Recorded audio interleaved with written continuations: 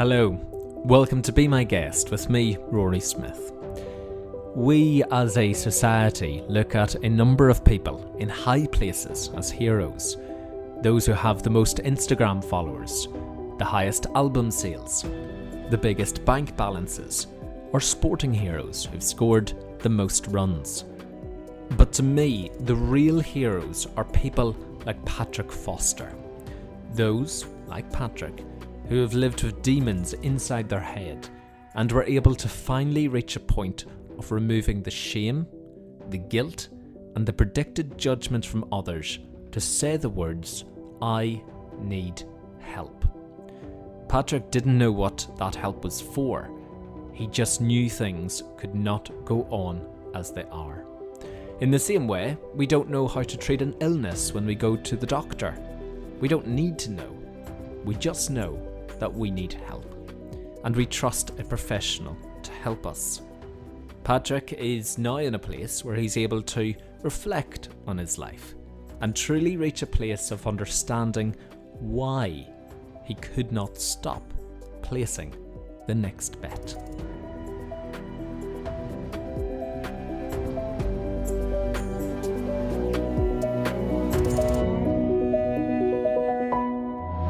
You were signed as a professional cricketer as a teenager, very young age, and you were called up to play for your country's under-19s team. As a young lad, do you remember going back to that time, how big that dream was for you? Yeah, I think to be able to say that you've lived your dream, when I was going through it and in the situation, I don't think in hindsight I quite appreciated just how big an opportunity it was and how lucky I was to be in that situation, but also how difficult it was. I think I always took for granted because fortunately I was pretty talented and everything had come pretty easy. I think I underestimated just how difficult it was and didn't fully appreciate that that was probably when the hard work really needed to start, rather than, as I thought, I'd sort of made it at that point. Why was it difficult? I think just because it's so cutthroat, it's so competitive, there are so many people vying for such a small number of opportunities, and you know that you're only sort of one mistake, one injury, one circumstance away from losing everything you've ever wanted. And I think a lot of the pressure in my case actually came from myself. I was very sort of self-driven and motivated. It was less from other people, which felt like I had even more to lose when I was in that situation. And having had a little taste of it, I think it just made me realize how difficult it was going to be if it didn't work out. But of course, as I'm sure we'll go on to discuss, I just didn't deal with that particularly well. So, did you have a voice at a young age in your head that was probably more critical than anyone on the outside world? Absolutely. I have always been, as I already mentioned, sort of very driven. I've always had a real fear of failure, and therefore kind of have done everything in my power to avoid it. And again, hindsight's a wonderful thing, and I realise how important failing and making mistakes is now, because of course that's how you build resilience. But I never really did, because I always avoided it. And for me, that was all I ever wanted to do. And particularly when I was younger, I didn't really want to let much get in the way of that. 2006, you decided to get a degree. Why was that? Yeah, that was a very difficult decision, to be honest. At the time, I was a year into a 2-year contract, so to speak. I wasn't sure whether to put my eggs in one basket and just commit to cricket and say, look, this is all I want to do. I'm going to give myself every opportunity to succeed or make it, or whether to do what I actually did and kind of take a slightly safer route and combine the two, continue my education and cricket, which was a possibility due to the universities that had Centre of Excellences. I debated long and hard with myself and with other people, both personally but also professionally, in terms of cricket, and it actually felt like the right decision for me. Again, and I'll use this term a lot looking back, it maybe wasn't the right decision for my cricket because, as I'm sure we're about to discuss, university and the student lifestyle probably was not the best environment for me to be in, but it felt like the right thing to do because I knew in the back of my mind that professional sport is so cutthroat, so competitive, it's so fickle, but also that I was somebody who probably wasn't. Of course, I was good. Otherwise, I wouldn't have been in that situation. But I wasn't supremely talented. It was often my kind of work ethic and drive that kept me up with people who were, let's be honest, better than me. Hmm. Or who you thought, or your inner critic was telling you that. You mentioned there that the lifestyle then at university wasn't quite compatible with that of cricket, or what you needed to give cricket at that time. Why was that? I think mainly because I had been in environments previously that were quite controlled, so to speak. I was at a boarding school where I was incredibly busy. There was always things for me to do or get on with. There were people looking over my shoulder, um, telling me what to do or what not to do. And then actually that was quite similar when I was living full time for a year after I left school as a cricketer. I lived with one of the coaching staff. And then suddenly at university, it was, okay, now here is a huge amount of freedom and independence, an awful lot of time, which I found very difficult to deal with. Had access to money, yeah, just temptations, and an environment that was kind of focused on fun rather than the serious nature of professional sport. And whilst I continued to try and do both, it was actually very difficult for me. I was sort of felt like I was caught between a rock and a hard place a bit. Hmm. So you were at university, you had this freedom, being introduced to things that you were never introduced to before, and one of those was gambling. Do you remember your first ever bet? Yeah, I'll never forget it. Gambling hadn't really been part of my life like it is for a lot of people until I was 19 years old, just because it wasn't really something that my family did, certainly not my friends at school or actually when I first started playing cricket. My only knowledge of gambling was the odd trip to a casino people go on, or the Grand National once a year, which is this kind of ceremony where there's a sweepstake and you put some money on a horse that you like the colour of the name of, watch a race, and that was what I thought gambling was until I got to university, and then my first bet was on a fixed odds betting terminal on a game called roulette. I put £2 in a machine, pretty clueless.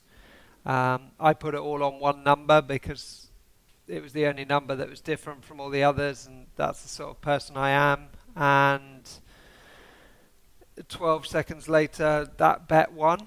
And as I always say, my life changed forever. I can never explain the feeling that I got from that moment. I'd never had it before. The irony is I'd actually never have it again. But it was like nothing I'd ever experienced. And I think the fact that my first bet was a winning bet, I know now played a massive role in what was to come. But from that moment on, gambling was a huge part of my life. Mm. How big did it become at that time? How quickly or soon after that first bet did you make your second bet, your third, your 10th? Yeah, I mean, it started to play a part in my life pretty quickly. Even from that moment, it was like, well, I'm going to do this again. I want to do it again. I also believed I could sort of make money from it, which I realise now is probably quite stupid. But actually at the time, again, because my first bet had won and I had some early successes, I thought, well, maybe this is a way to make a bit of additional money. But as I talk about, for that first year that I was gambling, I wasn't addicted. It wasn't out of control. I was using money that I could afford to lose. It was time that I could afford to lose too, in the sense that it was spare, free time.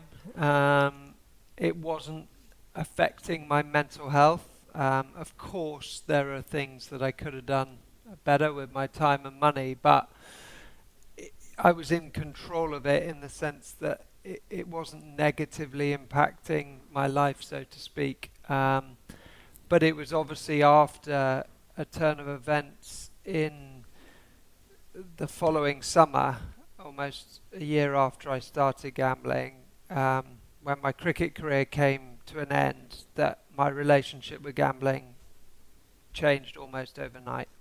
So was there a link there between the gambling and the ending of that contract? I think so, yeah. In what way?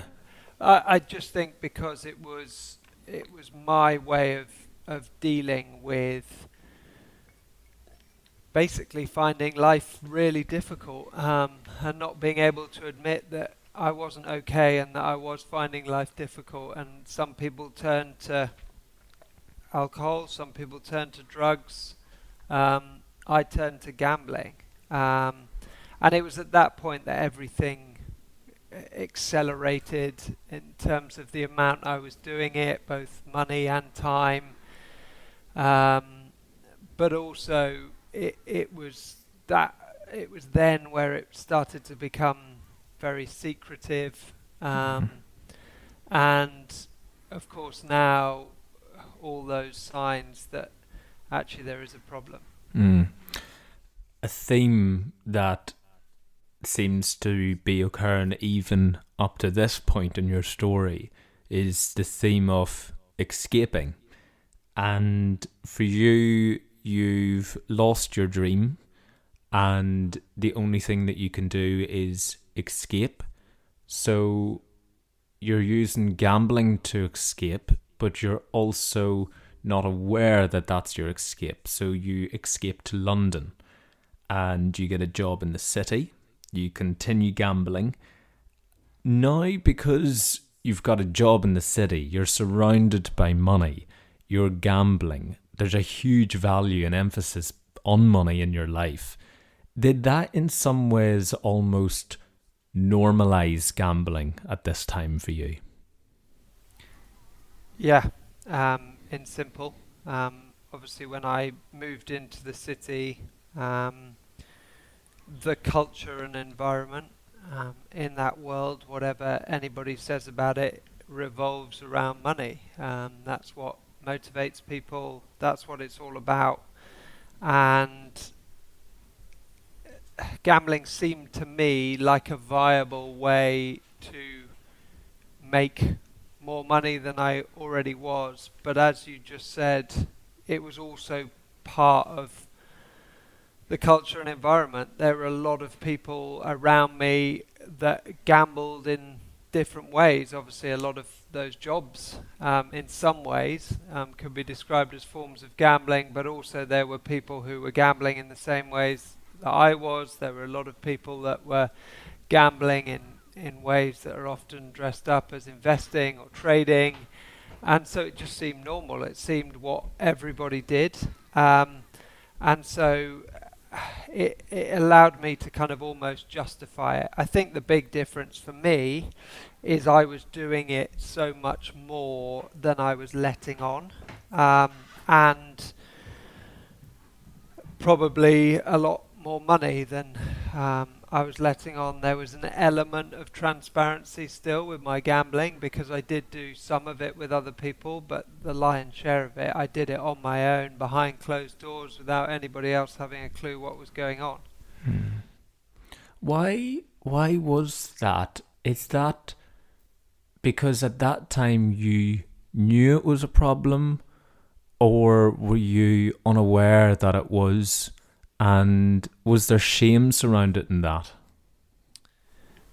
Yeah, I think for me, I've always been somebody in life, probably less so now, actually, having been through what I've been through, but who really cared about, put so much emphasis on what other people thought of me, said about me, people's perception of me, and therefore I wanted to hide it because I didn't want people to judge me, question me, think worse of me. So therefore it was easier for me to hide it, because then if people didn't know, they couldn't do those things. So I think one of the problems with gambling is it's still a bit of a dirty word. Mental health is less of a taboo subject, which is fantastic. But I think with gambling, people still really struggle to talk about their relationship with it. They find it difficult to be honest about their behaviour when it comes to gambling, the amount of money, the amount of time. People only talk about when they win, not when they lose. And so there's always been, for me, around gambling, a lot of deceit.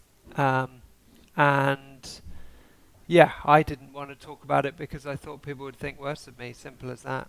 But also I knew I was doing it too much. When you were in the city then, because we're not dealing with small amounts anymore, they're hitting, wins of up to, I've read in your book, up to £35,000 at one time. What feeling did this give you in terms of that rush? Because I would assume that the smaller wins don't give you that same rush. So when you hit something like almost £35,000, how does that begin to, in a way, change your relationship with gambling? Yeah, that completely changed my relationship again. That was a huge moment, and probably the catalyst for it really spiraling out of control. Because when I won close to £35,000 off one bet, the problem was after that is if I won less than that, it didn't give me the same feeling, the same rush, the same buzz, the same dopamine hit. Dopamine's a very powerful drug. And so I started from that moment on almost trying to win that amount of money every time I did it, because that was the only way I could replicate it. But also I had this feeling of invincibility. I thought, well, if it's happened before, it's going to happen again. So I could almost justify losing some of it. And most gambling addicts that I know, a big win is often a catalyst, but also a huge turning point, and that was certainly the case for me. And of course, the way my brain worked is, well, if I can win that amount, I could win 10 times that amount. And that's what I tried to do, and ultimately it went in very literally completely the opposite direction. Mm. At this time when you're in the city, because now you're in the space where you know, and again, we're using that term which will come up again looking back, you're chasing the feeling, you're chasing the escape. But at this time, did you just think you were chasing the money? Yes, exactly that. I think one of the problems with a gambling addiction is the focus is always on the financial side of things, and of course, it's very definitely not just a financial problem. But for me, in my head, at that time, it was just about money. It was about having as much money as I could possibly have, and then when I won that money and lost it, it was about getting it back. And the escapism, the wider impact it was having, seemed irrelevant because the focus was just purely on the financial side of it. And of course, now I realised that the harm it caused elsewhere was far greater. Mm. And some of that harm was to do with your performance at work.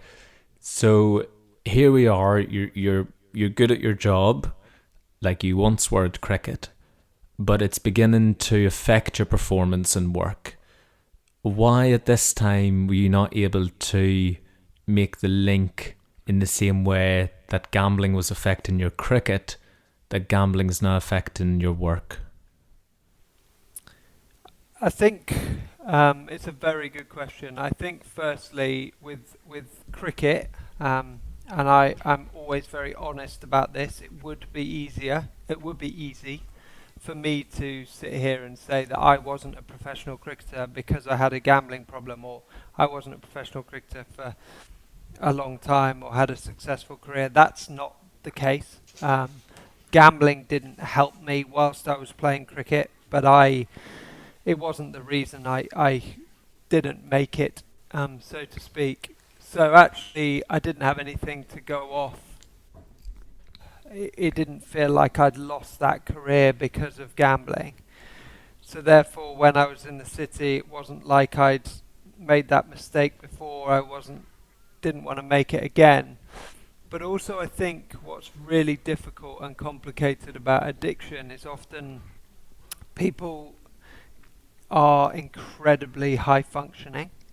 And so therefore I was thinking to myself the whole time, if I had an addiction or if this was a serious problem, I wouldn't be able to do my job. I wouldn't be getting promotions and recognition. And so therefore it's not a problem and I'll just stop when I need to. I'm strong enough in inverted commas to do that. So it never really felt like there was going to be any consequences away from the financial side of it, which again just added fuel to this fire that it was all about money. Mm. And you began to see those financial impacts slowly creeping up. At this time as well, you were beginning to drink heavily. You were now in debt, and this is when you decided to escape again, escape your environment, and you left London. You moved to Oxford. You became a teacher. Did you think that a fresh start, away from the environment in London, surrounded by money, that would fix the problems and you? Exactly that. I couldn't have put it better myself. I felt that if I changed my environment and lifestyle, it would suddenly get rid of all these problems. As you said, my lifestyle away from gambling had started to become very unhealthy. I was drinking far too much. I was taking drugs in secret.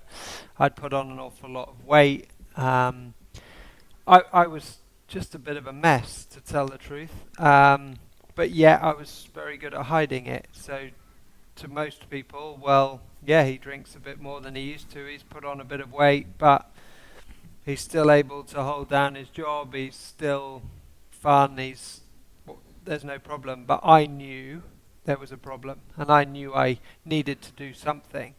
But I never acknowledged that I needed to change myself. I just thought, well, it was about being in London. It was about being surrounded by other people who were sort of choosing that lifestyle, but also having access to money, and that suddenly if I become a teacher like the rest of my family, like my parents, it'll be fine. Teachers don't behave like that. I won't have access to the same amount of money. I'll be very busy. This will get rid of the problem. That was what I thought. Well, the access to the money is an interesting one, because I would assume that you're not earning as much at this stage being a teacher than you were in the city and being surrounded by that in that environment. So if the money isn't coming in your salary, but it is still going out and gambling, where did that money come from to gamble? Yeah, it's an interesting question. I think when I first started to become a teacher, actually, I had access to probably not the same amount of money, but it wasn't far off because I had less outgoings. I had probably more disposable income, although my salary wasn't as much, but that meant that all of that was going on gambling. But also I had built up debts, and now any debt that I had, my thinking was, well, I'll use gambling as a way to pay off those. And of course, it just made it worse.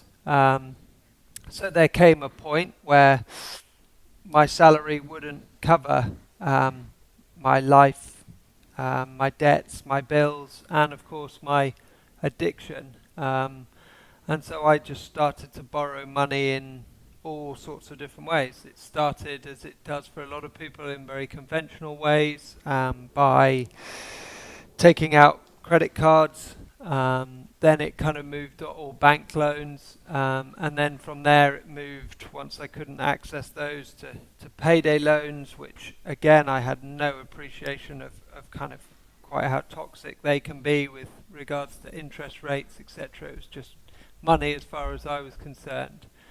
But then those would run out. And then out of desperation, it turned to individuals that you probably don't want to be borrowing money off, people that you know are doing things that they shouldn't be, but it's a way of getting money quickly. So I'll borrow money off them, and then, like most people, that too runs out, and then you start to make decisions at work or professionally that you regret forever. And for some people that is by committing fraud directly and stealing off employers. But for me it was a kind of very different route, in the sense that I started to borrow money from individuals, and the majority of those individuals were parents of pupils that I taught.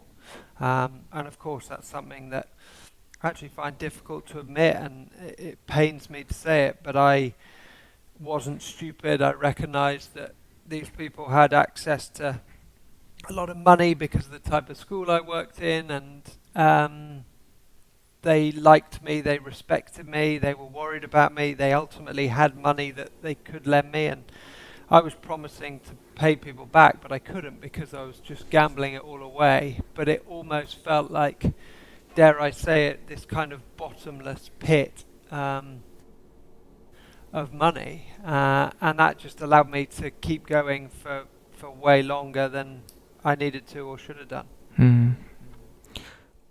When you say keep going, that cycle of addiction, of active addiction, is a never-ending cycle. Can you tell me, for a lot of people listening won't understand, when you place that bet and you either win or lose, why that cycle continues, and it's not easy, almost impossible, when you're in that active gambling addiction, to walk away? What is it that makes you make that next bet?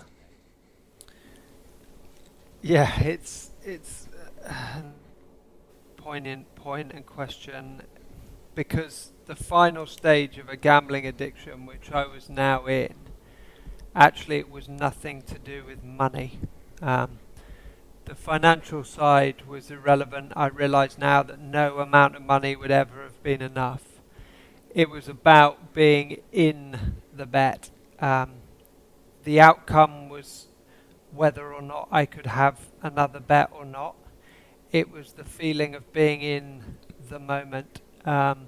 Will my horse win or won't it? Will the ball land in on my number? That was the drug, and that's what kept me going. And what was equally as scary, and this again is very difficult for people to understand who haven't lived it, but of course I knew what I was doing was wrong. I knew I shouldn't be doing what I was doing. I just could not stop. And I always say to people, there were moments where I would have walked out of a betting shop having lost everything I had. I would sit in my car, I would have my head on the steering wheel, I would be in tears, or I would be smacking the steering wheel with my fist and saying to myself, you have to stop, you cannot keep gambling. And almost subconsciously, that moment would pass within seconds, minutes, and I would then be on my phone either gambling again or trying to access money to gamble. And that was what was really scary, is that I knew I needed to stop, and I actually desperately wanted to in many ways. I just physically couldn't. And the frequency at which I had to feed my addiction had just increased to the point where it was totally out of control. But I just couldn't. I couldn't do anything about it.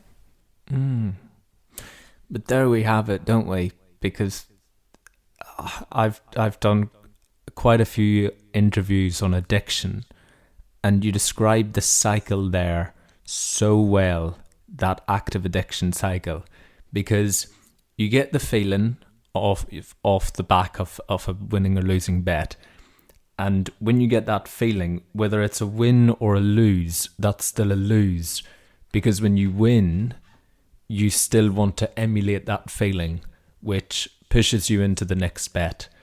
When you lose, you get the feelings of shame, the feelings of guilt, because you know it's wrong. So you need to escape from that feeling, and the only way you know to escape is to get the feeling of gambling back. Exactly. That's it.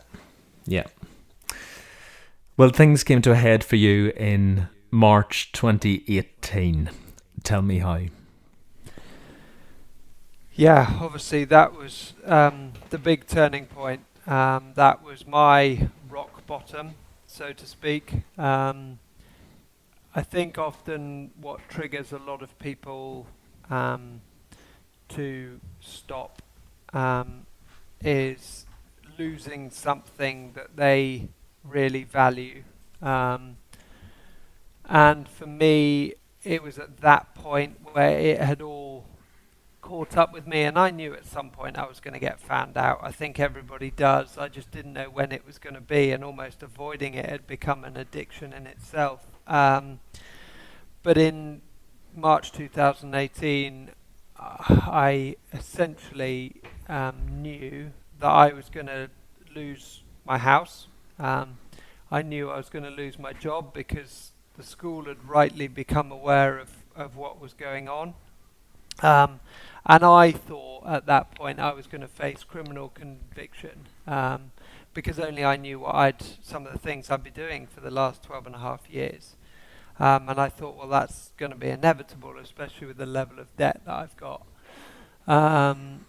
And at that point, it felt to me like there were two choices. The first was to tell people, but I struggled to do that, and for long enough, and me being me, and the problem and the irony of a gambling addiction, as I always say, is the other option was to try and gamble my way out the problem, use the thing that had caused it to solve it. And so I tried to gamble my way out of the problem by essentially saying to myself, look, if I can win the amount of money that I am in debt of, if I can win that back, pay it all back, then I probably won't face criminal convictions. I might lose my house and my job, but as far as I'm concerned, I'm not in prison, so life can continue. But what if it doesn't win? And for me, the only option at that point was, well, if it doesn't win, then I'm going to do the unthinkable and I'm going to end my life. And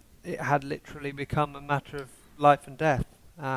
So I tried to gamble my way out of this situation I was in during the Cheltenham Festival in 2018, which over 4 days was pretty stressful, to say the least, when I was winning and losing, this roller coaster that was on.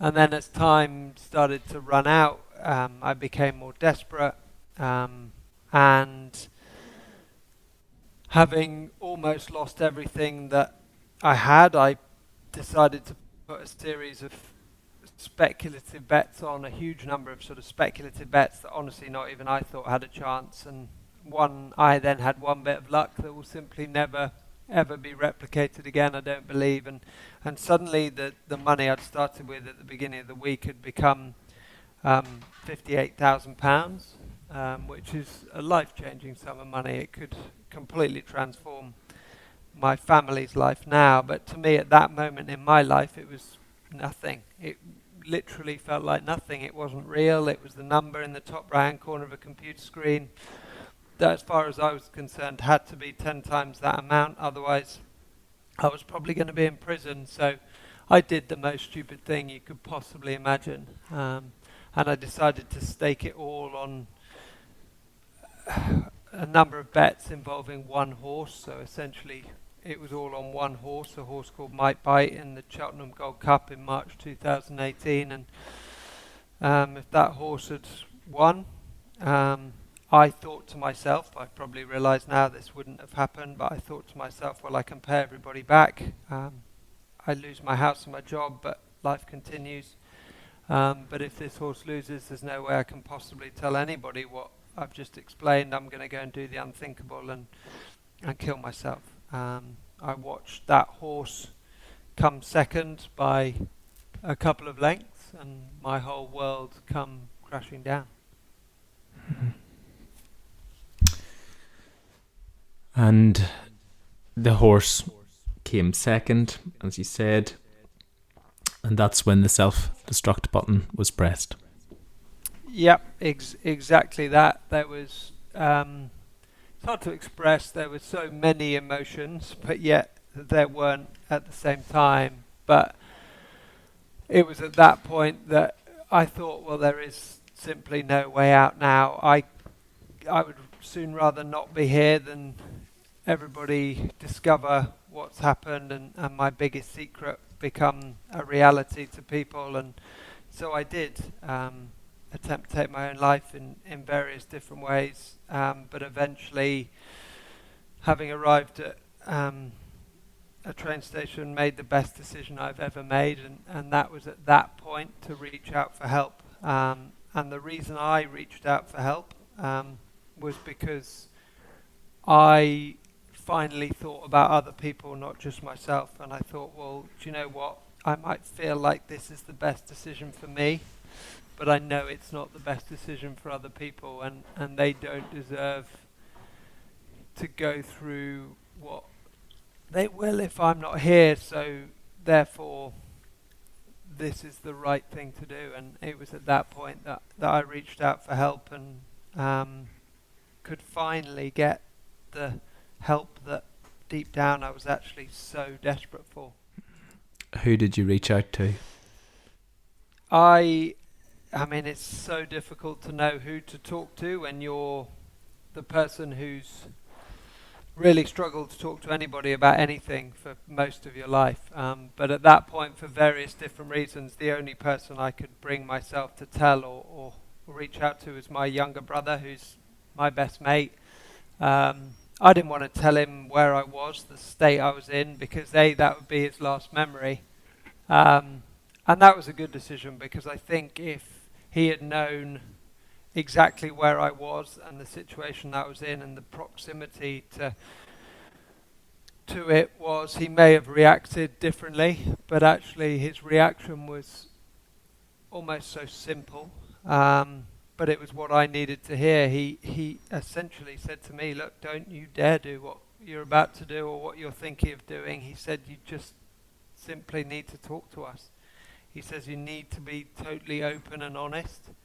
And he said, look, we're going to support you whatever it is, and get you the help you need.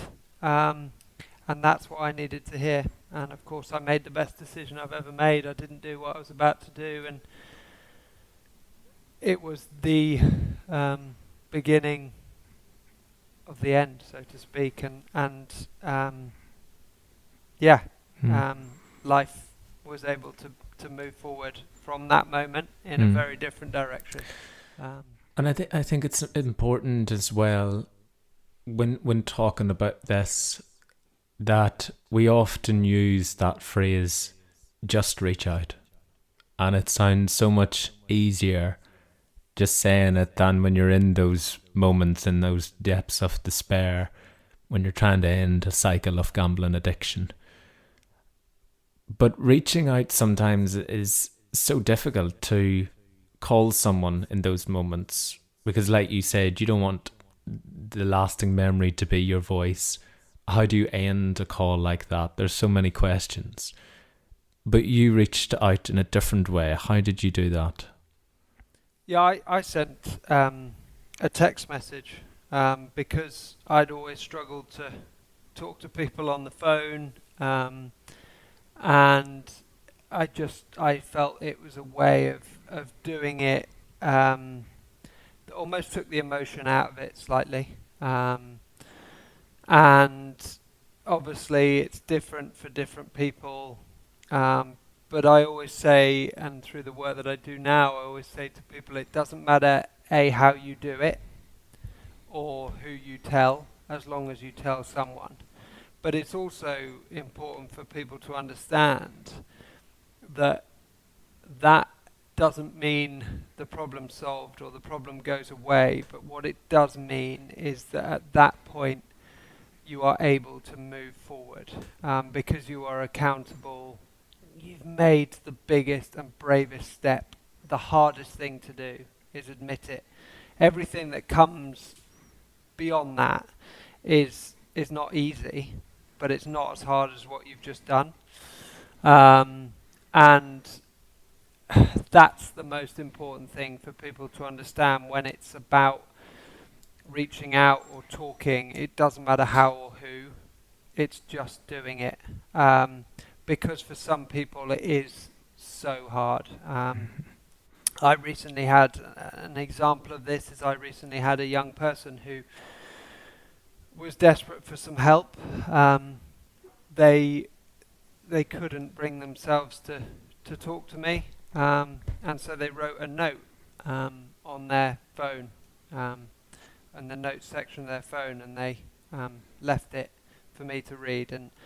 And for me that was really powerful, because it just showed that how hard it is for people to talk, but actually as long as you do it in some way that helps other people understand where you're at, it can allow you to move forward.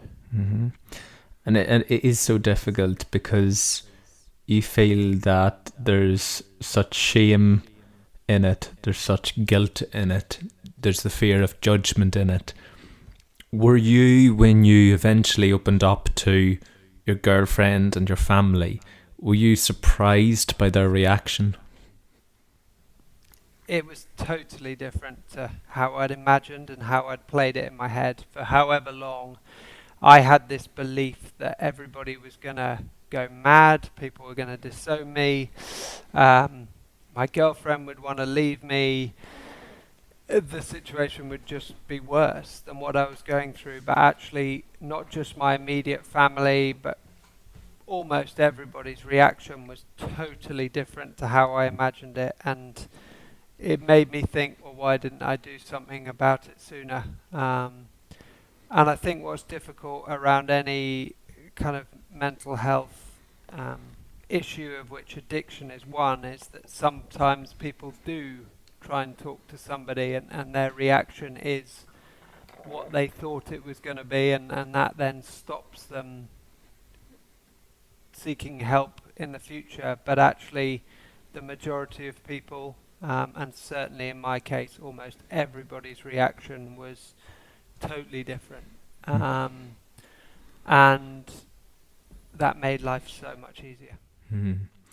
What was the point that you realised that you didn't ultimately need help for, it's difficult to put this, but for the gambling addiction, that you ultimately needed help for you? Yeah, I think it wasn't until I was in treatment.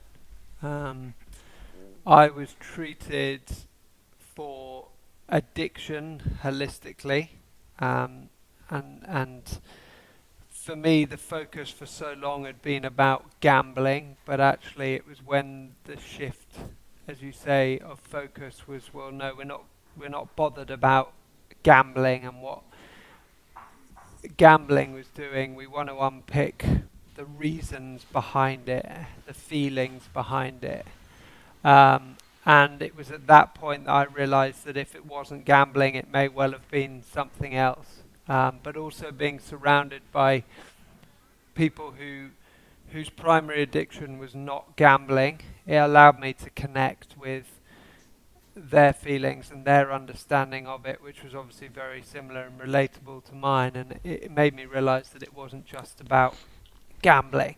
It was about understanding my addiction and understanding me. And people say to me often, what was treatment like? What was rehab, as a lot of people refer to it, like? And I say it was several months of having a long, hard look at yourself in the mirror, accepting what you've done, taking ownership and responsibility of it, but most importantly, understanding it and you.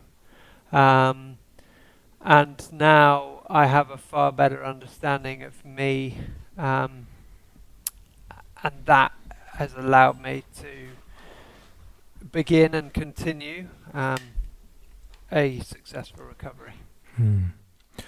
And gambling was your escape in many ways.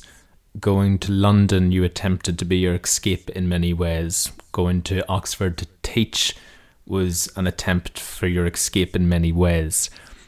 Have you now come to a place where you have learned what you were escaping? Yeah, I have to a degree, and I think it's different. Sometimes it's different things. But I think for me, it was always, I had fundamental issues with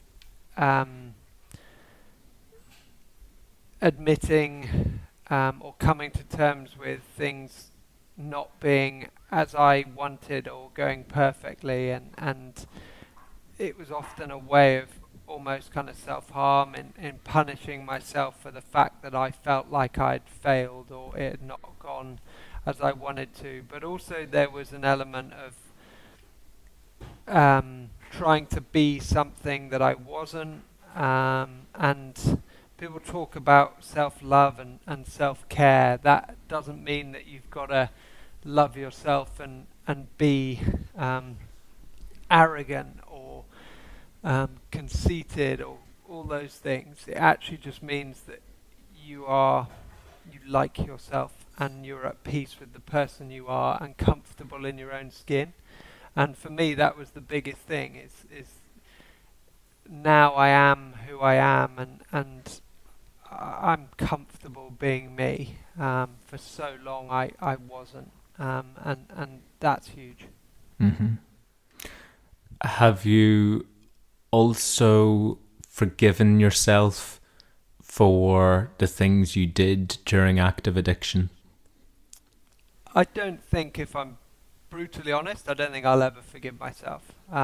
Never a day goes past where I don't think what if only, I wish I hadn't, why me? But actually, I now have an understanding of what happened, and as you say, my addiction, and that's able to contextualize it for me, and able for me to think to myself, well, actually, it's not an excuse, but it's a reason. And so I think some of the feelings of shame that I felt in the very early days of my recovery have now shifted to feeling very guilty about my behavior. But I understand that behavior. A lot of other people have forgiven me a lot quicker than I'll ever forgive myself. But I do forgive myself a little bit more each day. Um, and that's great for my kind of mental state and well-being. I think the fact that I do what I do now and I'm so passionate about it is good for that too, because it feels like I'm giving something back after taking an awful lot away. So it's positive and you're moving in the right direction. And I'm also at peace now with the fact that I will have bad days and bad things happen, and I'm just able to navigate those and manage them a lot better than I used to be. And you said there about giving back, and I've been very careful during our conversation not to, as some people will always focus on how much was a bet, or how much did you lose, or how much debt were you in, and almost glorifying, glamorizing it in a way. And I'm always very careful not to go down those lines, because to me that's irrelevant whether it's a £10 loss or a £10 million loss, or a £10 win or a £10 million win. It doesn't matter, because if you're an addict, you're an addict, and that's irrelevant. But just in terms of you going forward in your life, have you been able to pay back that money? Yeah, I think you've just made a brilliant point there. It's not about how much money you lose. It's about everything that comes with that. And the impact it has on other areas is just as important. And it's all relative. I'm going to use a throwaway figure here, but £10,000 worth of debt is a huge amount of debt for some people and can feel insurmountable. And for other people, it could be 10 times that amount. It really doesn't matter. It doesn't make it any bigger, badder, worse.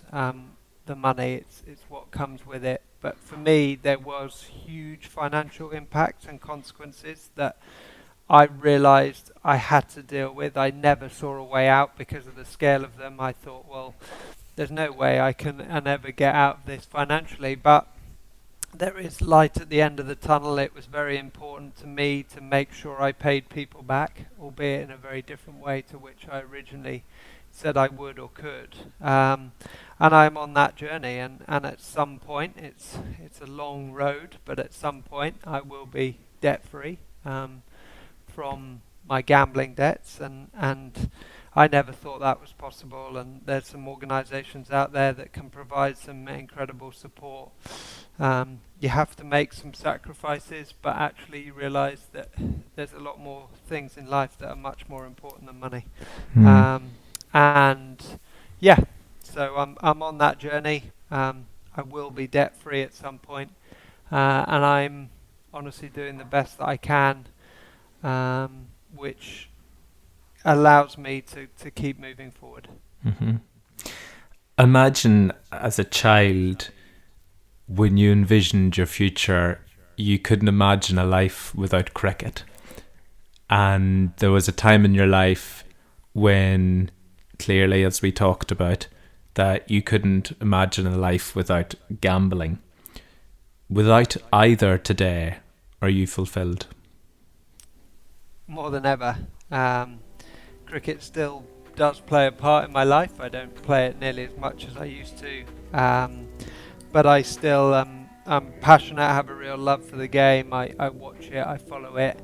And for a while in my recovery, I played it to a reasonable standard and got a huge amount of enjoyment out of it. But gambling, do I miss it? Of course I do in some respects, but nothing will ever replace it. Nothing can ever replace it. I'm at peace with that. Do I want anything to replace it? No. I also understand that for me, gambling is just something that I cannot do. I cannot be in control of it. I'm much better off without it. I never thought I could enjoy sport, which is my biggest passion in life, without gambling. I enjoy it now more than I've ever done for all the right reasons. So, am I happier than I've ever been? Yes. Am I more fulfilled than I've ever been? Absolutely. And I think my focus and my perspective in life has completely changed for the better. And I know without gambling in my life, I'm a better son, a better brother, better husband, better dad, and there's nothing more